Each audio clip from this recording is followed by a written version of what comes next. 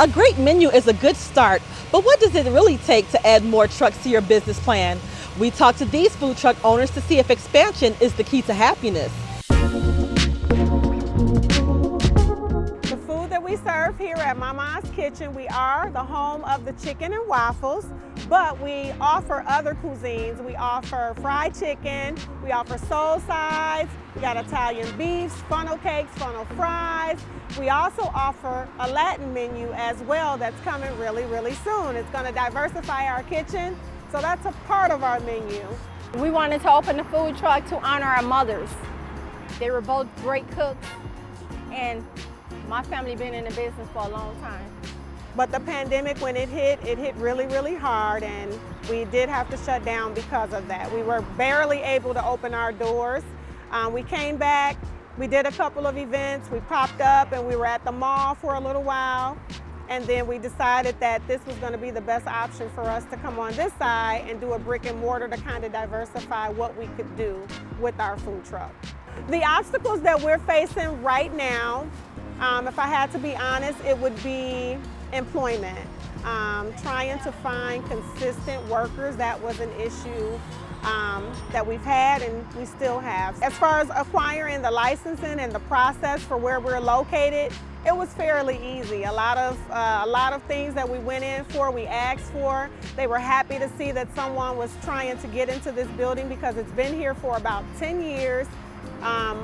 Like 10 years, I believe, with no one here, or it could have been less than that, but I know it's been a very long time since someone was in this building. So the city, they wanted to beautify this property, so they thought that bringing us here, it would be a great asset. Food permits for our truck, that was fairly easy as well. The process, probably like 6 months of process for the food truck.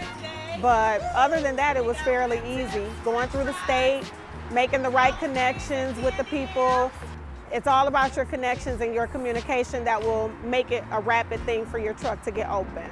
Everywhere we've gone, it's been like a welcome, and even if it was we were right next door to a restaurant actually on Broadway, and we did not have any problems. Like they were warm welcoming because our cuisine is totally different. We cater fish, fried chicken.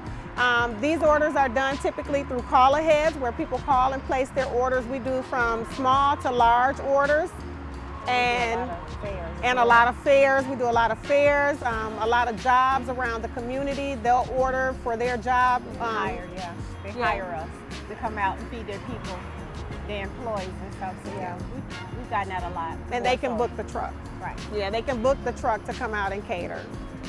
We did operate the food truck in the winter. We were at the Chicago Outlet Mall, so that was our home for a while, and we operated. We do outreach. We do, like at the end of the day, if we have food left, we feed the homeless. We would like to get more into feeding the homeless. Yes. Both of our missions is very, very important here at MaMaw's. I come from the background of foster care. My sister, as you guys see the ribbons on the truck, she has survived cancer 3 times. So we are giving back to the Cancer Foundation, giving back to the Foster Care Foundation. We give clothing. If we can go and do different drives for those individuals, we do that as well. But we look forward to the feeding keep feeding people around here, because the Hesed House, we go over there all the time and feed them and give them clothing and all that good stuff too. Yeah. Even though we haven't had those complications of what the brick and mortars experience, we still think that it would be more beneficial to go into a full build out inside of a building, because with a truck, you gotta find parking, you gotta find storage. When it's down, it costs you almost the same price that it costs to run a brick and mortar.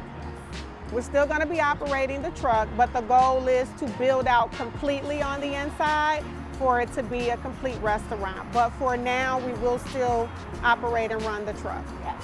Always go with your first mind. You have a tendency of second guessing yourself, and I think that's what we ran into, because we started off with a brick and mortar, and we stopped doing that to get into a truck. So I think if we had stayed with our first mind and went into the brick and mortar first, we'd have been better off. I think we'd be further on.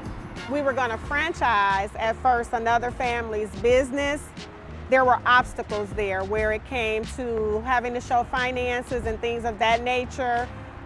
Everything that we've done with this brand, our brand, which Mom, we pay homage to Mom because Mom said, don't you dare franchise, start your own brand. Before she checked up out of here, she said, start your own brand. We started from the mud. That part I can appreciate, even though we did not start in a brick and mortar like we originally planned.